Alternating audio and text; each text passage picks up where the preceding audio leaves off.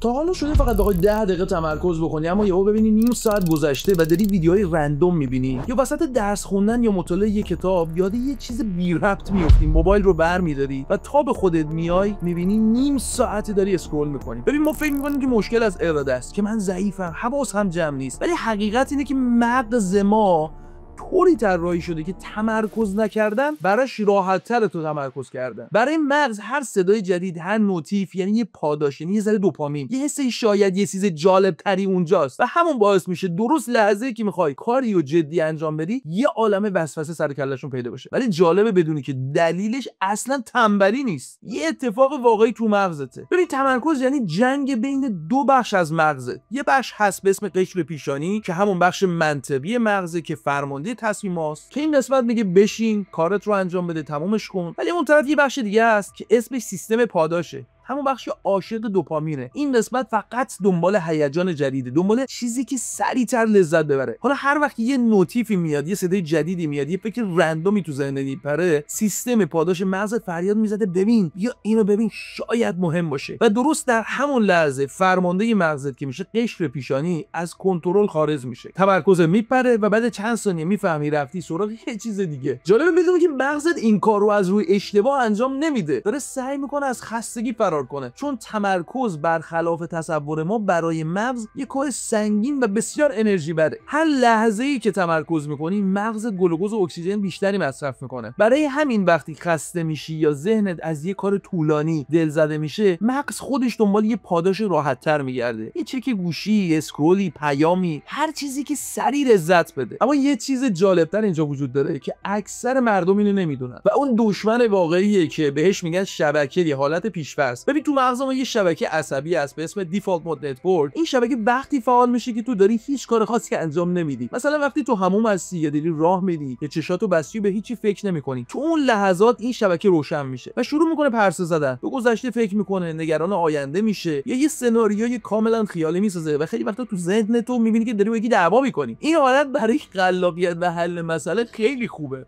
اما مشکل اینجاست وقتی میخوای تمرکز بکنی این شبکه باید خاموش بشه. اما تو دنیای امروز با اون همه نوتیف و پیام و ویدیو و محتوای بی پایان و این داستانا، این شبکه دائما روشنه. یعنی مغز ما دائما تو حالت پرسه زدن گیر کرده و همین باعث میشه وقتی میخوایم تمرکز بکنیم انگار یک نیروی نامرئی داره ما رو عقب میکشه. حالا سوال اینه چطور میتونیم این شبکه رو کنترل کنیم؟ چطور میتونیم به مغزمون یاد بدیم که کی باید خاموش بشه و کی باید روشن بشه؟ جواب توی یه تمرین ساده ولی خیلی قدرتمنده. اما قبلش باید بدونی که تمرکز یک مهارت ذاتی نیست، یه مهارت قابل آموزشه. و دکتر اندرو هیوبرمن استاد نوروساینتیست دانشگاه استنفورد هم یه تمرین ساده معرفی کرده که این تمرین ساده میتونه تمرکزت رو از صفر برسونه به سطح لگزری. اسمش تمرین تمرکز بینایی یا ویژوال فوکس ترینینگ. حالا چرا چشم‌ها، چه ربطی به چشم داره این داستان؟ ببین چشمات مستقیم با مدار تمرکز در مغز ارتباط دارن. وقتی چشمات روی یه نقطه ثابت میمونن مغزت یه سیگنال دریافت میکنه که الان وقت تمرکزه. اگه فقط 2 دقیقه به یه نقطه ثابت نگاه کنی، مثلا یه نقطه ثابت روی دیوار یا لبه مانیتور، مغزت شروع میکنه به همزمان شدن، ضربان قلب پایین میاد، تنفس منظم میشه و اون حس پراکندگی ذهنی آروم آروم محو میشه. اما این تمرین 17 دقیقه‌ای که من دارم میگم، یعنی دکتر اندرو به من داره میگه چطوری کار میکنه. این تمرین 3 مرحله داره. مرحله اول بهش میگن 5 دقیقه تمرکز یعنی چی؟ یه نقطه کوچیک روی دیوار انتخاب کن، ترجیحاً توی سطح چشم یک کمی بالاتر. بعد سعی کن 5 دقیقه بدون اینکه پلک بزنی، البته دو جایی که میتونی، به اون نقطه خیره بشی. ببین ذهنت قطعاً پرت میشه، فکرهای مختلفی هم، اشکالی نداره. هر بار که متوجه شدی حواست پرت شده فقط برش گردون دوباره به اون نقطه. این عمل برگردوندن توجه دقیقاً همون چیزیه که عضله تمرکزت رو قوی میکنه. مرحله دوم اینه که یه دقیقه استراحت بکنی. چشاتو ببند، یه نفس عمیق بکش و به مغزت اجازه بده یک لحظه استراحت کنه. مرحله سوم 12 دقیقه تمرکز طبیعیه. دوباره به همون نقطه نگاه کن، اما این بار میتونی طبیعی پلک بزنی. فقط سعی کن نگاهت روی اون نقطه ثابت بمونه. این 12 دقیقه مغزت رو آموزش میده چطور توی شرایط عادی هم تمرکز خودش رو حفظ کنه. حالا سوال اینه چرا 17 دقیقه؟ ببین تحقیقات نشون داده که این بازه زمانی کوتاه به اندازه کافیه که خسته کننده نباشه، اما طولانی به اندازه کافیه جوریه که تغییرات عصبی قابل اندازه‌گیری رو ایجاد کنه. مطالعات MRI مغزی نشون داده که افرادی که این تمرین رو به مدت 2 هفته انجام دادن افزایش قابل توجهی رو توی فعالیت قشر پیشانیشون که اون مرکز تمرکزه داشتن و در عین حال فعالیت تو شبکه حالت پیش‌فرض که مرکز حواس پرتیه کاهش پیدا کرده. فقط کافی امتحانش کنی. 2 دقیقه نگاه بدون هیچ فکر یا حرکت، حس می‌کنی انگار مغز یه دکمه ریست رو زده. اما ببین این فقط یه ابزاره. برای اینکه تمرکز واقعی داشته باشی باید با ریتم طبیعی مغزت کار کنی. و اینجاست که میخوام یک قانون دیگه یا یک متد دیگه هم بهت بگم که یه کمک خیلی خیلی زیاده میکنه. ببین مغز ما آدما تو چرخه‌های 90 دقیقه‌ای کار میکنه. یعنی بعد از حدود 1 ساعت و نیم تمرکز سیستم توجهت از نفس میفته. و یه چیز کاملا طبیعیه، نه یه ضعف. بهش میگن چرخه‌های اولترا دین یا اولترا داین و همون چیزی که خواب شبانه روز ما رو تنظیم میکنه. پس اگه میخوای عملکردت بالا بره باید با این ریتم طبیعی کار کنی. یعنی چی؟ یعنی 90 دقیقه کار عمیق انجام بدی و 10 تا 15 دقیقه استراحت فعال. حالا استراحت فعال یعنی چی؟ استراحت فعال یعنی که بلند شی، یه حرکتی بکنی، به دور یه نگاهی بکنی، یه چند تا نفس عمیق بکشی که مغز دوباره اکسیژن بگیره و آماده موج دوم تمرکز بشه. اما اینجا یه اشتباه بزرگ وجود داره که اکثر مردم مرتکب میشن. اونا فکر میکنن که استراحت یعنی چک کردن گوشی، اسکرول کردن اینستاگرام یا دیدن یه ویدیو سریع. ولی ببین این کار مغز رو اصلا استراحت نمیده، بلکه اون رو با محرک‌های جدید اصلا نابود میکنه و بمبارون میکنه و نتیجهش این میشه که بعد استراحت خسته‌تر از قبلی. حالا استراحت واقعی یعنی چی؟ استراحت واقعی یعنی همون که گفتم، مثلا منزه 5 دقیقه راه برو، کمک میکنه که جریان خون به مغز افزایش پیدا کنه، اون مواد زائدی که وجود داره پاکسازی بشه. به دور نگاه کن، یه پنجره نگاه کن، به آسمون نگاه کن، به درخت‌ها نگاه کن، کلا از چشمت رو از روی صفحه نمایش دور کن و بعد شب تنفس عمیق داشته باش. یعنی 3 تا نفس عمیق بکش، آهسته این کارو انجام بده و این سیستم عصبی رو باعث میشه که آروم میشه و ضربان قلب پایین بیاد. بعد یه سری حرکات کششی ساده انجام بده که عضلات شل میکنه و دوباره انرژی رو برمیگردونه. ببین این استراحت‌ها در واقع وقت هدر دادن نیستن، اونا یک سرمایه گذاری برای بهره وری شما. اما چرا اکثر مردم شکست میخورن با اینکه تمام این قوانین ممکنه بدونن یا حتی اجرا بکنن؟ چون فکر میکنن که اینا باید ساعت‌ها بدون وقفه کار کنن تا اصطلاحاً بهره وریشون بالا باشه. اما ببین علم یه چیز دیگه میگه. مطالعات در واقع نشون داده که افرادی که از این چرخه‌ها پیروی میکنن در مجموع کار بیشتر با کیفیت تری رو انجام میدن نسبت به کسایی که ساعت‌ها بدون وقفه کار میکنن. چون تمرکز مثل یه عضله است. ببین اگه بدون استراحت ازش استفاده کنی فرسوده میشه، اما اگه بهش زبان بازیابی بدی قوی‌تر برمیگرده. حالا که ریتم کار رو یاد گرفتین، وقتشه که یه قدم بریم جلوتر و یاد بگیریم چطوری محیط اطرافمون رو به نفع تمرکز طراحی کنیم. ببین حتی با قوی‌ترین عضلات تمرکز هم اگه توی یه محیط پر از حواس پرتی باشی بازم شکست می‌خوری. محیط اطراف ما سیگنال‌های قدرتمندی به مغزمون ارسال می‌کنن. خبر خوب اینه که ما میتونیم این محیط رو به نفع خودمون طراحی بکنیم. اولش نوره. نور یکی از قدرتمندترین تنظیم کننده‌های مغز انسانه. نور روشن صفی سطح هوشیاری رو افزایش میده. چرا؟ چون نور روشن ترشح کورتیزول که هورمون هوشیاری است رو تحریک میکنه و به مغز سیگنال میده که ببین وقت بیداری و فعالیته. در مقابل اون نور کم و محیط‌های تاریک ترشح ملاتونین یا هورمون خواب رو افزایش میدن. پس اگه میخوای تو روز کار کنی باید مطمئن بشی که به اندازه کافی نور وجود داره. اما اگه میخوای شب کار کنی باید مطمئن بشی که علاوه بر اینکه نور کافیه باید مواظب نور آبی هم باشی. ببین این نور آبی که از صفحه نمایش‌ها تو شب معمولا میاد چرخه خواب رو مختل میکنه. پس یا باید از فیلترهای نور آبی استفاده کنی یا از عینک‌های مخصوص استفاده کنی یا اساسا نور مثلا مانیتور یا گوشی یا هر چیزی که داری باش کار می‌کنی تا اونجا که می‌تونی کمش کنی. دومین کار این که جهت نگاه رو ما در واقع بیام تنظیم کنیم. ببین یه ترفند خیلی ساده اما قدرتمند اینه که ما مانیتور رو در سطح چشم یا یه کمی بالاتر بذاریم که به طور ناخودآگاه به مغز سیگنال میده که ببین تو باید تو حالت آماده باش و تمرکز باشی. اما در مقابلش نگاه به پایین به مغز این سیگنال میده که ببین الان وقت آرامش و استراحته. پس اگه بخوای تمرکز داشته باشی باید مانیتور یا کتاب رو تو سطح چشم یا بالاتر قرار بدی. و نهایتاً جنگ بسیار بزرگ، جنگ با دستگاه دیجیتال. ببین تلفن همراه شما بزرگترین دشمن تمرکز شماست. این یه واقعیت خیلی سخت و دردناکه اما باید بپذیریمش. هر نوتیفیکیشنی که بهش میاد حتی اگه بهش نگاه نکنی بخشی از منابع ذهنی ما رو مصرف میکنه. دانشمندا به این پدیده میگن هزینه شناختی تعویض توجه. ببین این مطالعات نشون داده که حتی وجود گوشی تو میدون دیدم حتی اگه خاموش باشی میتونه عملکرد شناختی شما رو کاهش بده. چرا؟ چون یه بخشی از مغز شما به طور ناخودآگاه اون منابع خودش رو صرف مقاومت در برابر وسوسه نگاه کردن به گوشی میکنه. این یعنی جنگ خاموشه که انرژی ذهن شما رو میمکه، نابود میکنه. حالا راه حلش چیه؟ ببین گوشیت رو در حالت سایلنس قرار نده، اون رو از دید خودت خارج کن، بذارش توی اتاق دیگه. اگه نمیتونی حداقل اون رو توی کشوی کیف خودت بذار. اگه از کامپیوتر استفاده می‌کنی باید مطمئن بشی تمام اون تبع و برنامه‌های غیر ضروری به صورت کامل بسته باشه. از این نرم افزارهای مثل فریدم یا کولد ترکی میتونی استفاده کنی که دسترسی شما رو به سایت‌های حواس پرت کننده مسدود میکنه. برای خودت باید یک قلعه تمرکز بسازی که در اون هیچ چیزی به جز کار اصلی وجود نداشته باشه. این ابتدایی کار ممکنه خیلی سخت به نظر بیاد، ولی بعد چند روز که متوجه میشی تمرکز چقدر بالا رفته، خودت عاشق اون وضعیت میشی. و نهایتا صداست. این صدا آیا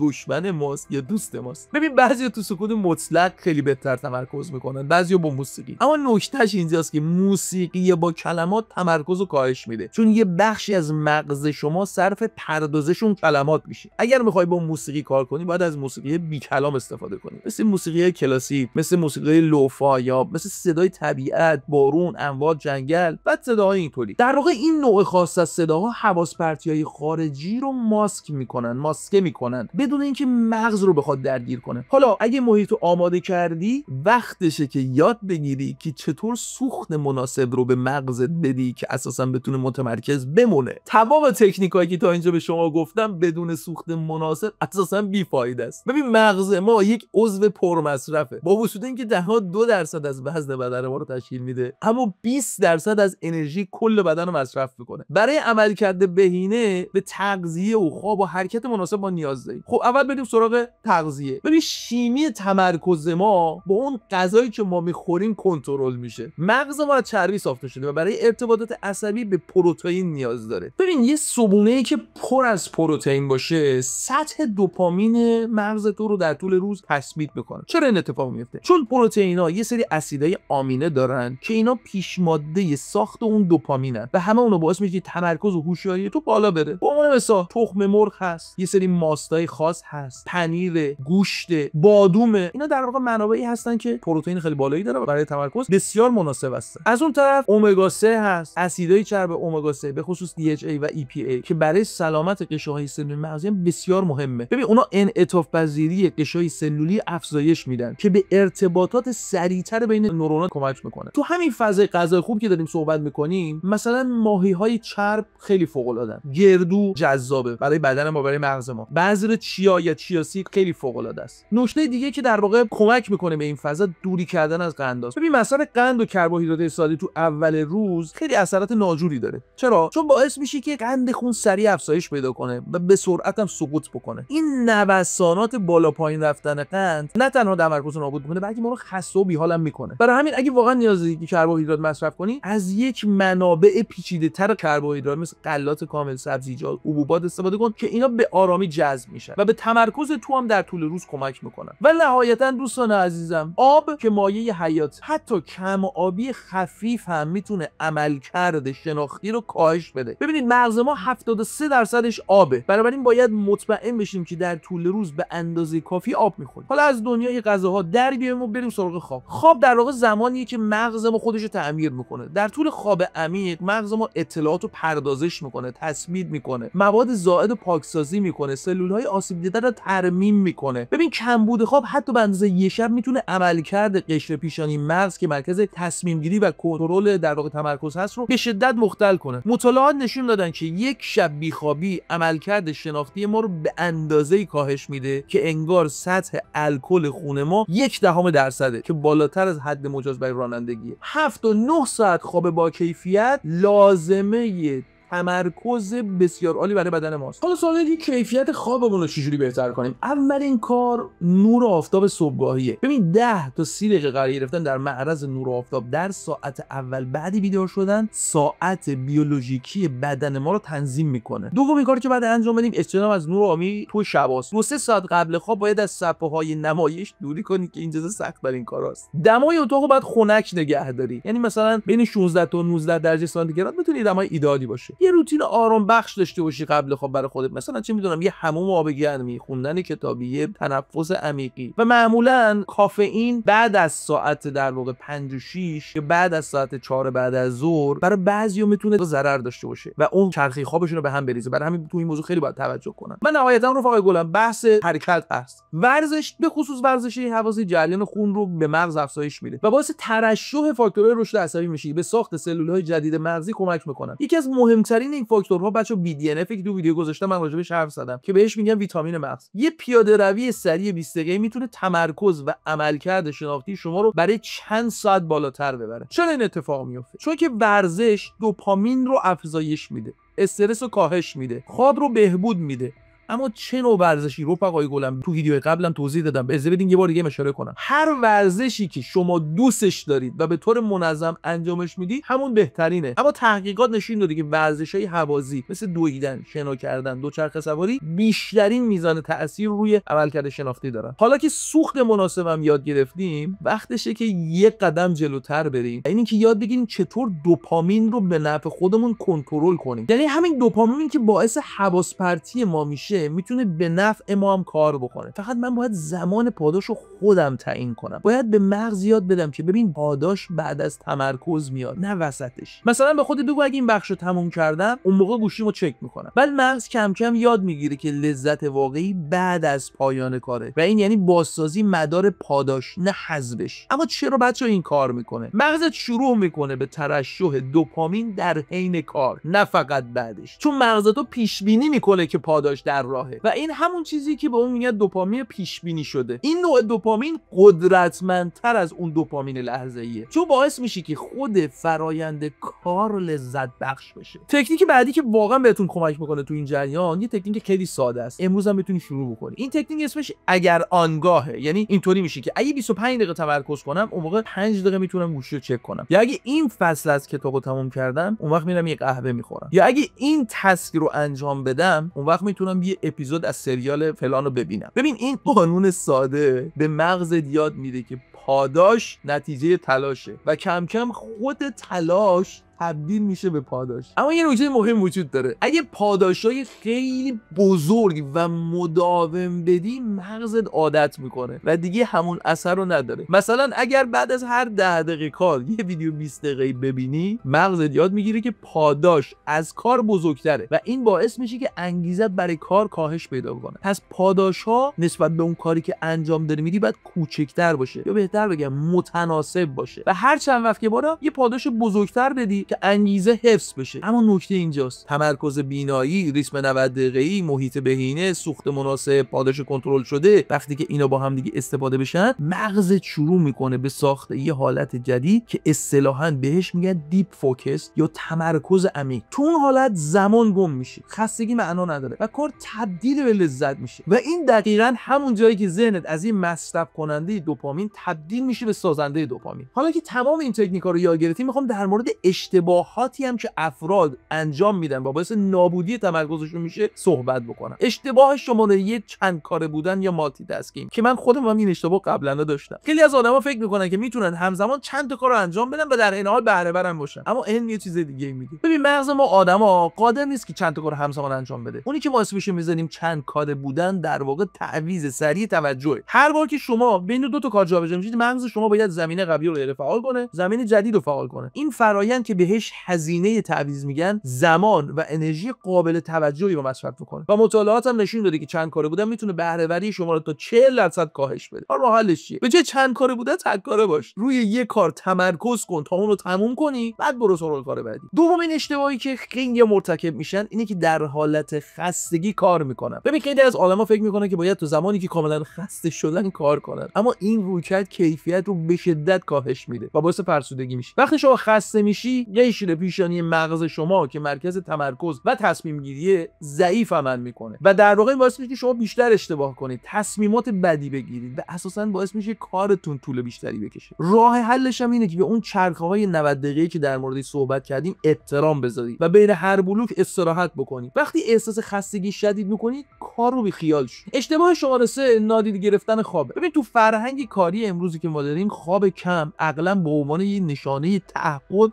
و سخت کوشی داره به حساب میاد. اما واقعا یه اشتباه مرگباره. خواب یه داستان لوکس نیست که مثلا من 7 8 9 ساعت اگه بخوام یه اتفاق لوکس افتاده. ببین این یه ضرورت بیولوژیکه. ما باید خوابمون رو بهش اولویت بدیم. 7 تا 9 ساعت خواب با کیفیت یک سرمایه گذاری تو شما تو بهره وری خودتون، سلامتی خودتون و طول عمر خودتون انجام بدید. و بچه‌ها بزرگترین اشتباهی که من میتونم راجعش حرف بزنم اینه که آدما انتظار نتیجه فوری دارن. نمیتونی انتظار داشته باشی که بعد یه روز به یه استاد تمرکز تبدیل بشی. اما این تکنیکایی که گفتم اگه به طور مداوم تمرین کنی و انجام بدی، در عرض چند هفته و چند ماه تغییرات بسیار فوق‌العاده‌ای تجربه می‌کنی. ببین باید صبور باشی، باید به خودت زمان بدی. باید هر روز یه قدم کوچولو فقط برداری و به سمت جلو حرکت بکنی. تمرکز یه دکمه نیست که فشارش بدی به همه چی درست بشه. تمرکز یه عضله است. عضله‌ای که با هر بار نگفتن به حواس پرتی قوی‌تر میشه. هر بار که موبایلتو چک نمی‌کنی، هر بار که با خستگی میمونی پای کارت، داری مغزت رو باز برنامه‌ریزی می‌کنی. مغز انسان رفقای گلم با تکرار تربیت میشه، نه با انگیزه. انگیزه مثل آتش کبریته، سریع روشن میشه، سریع هم خاموش میشه. ولی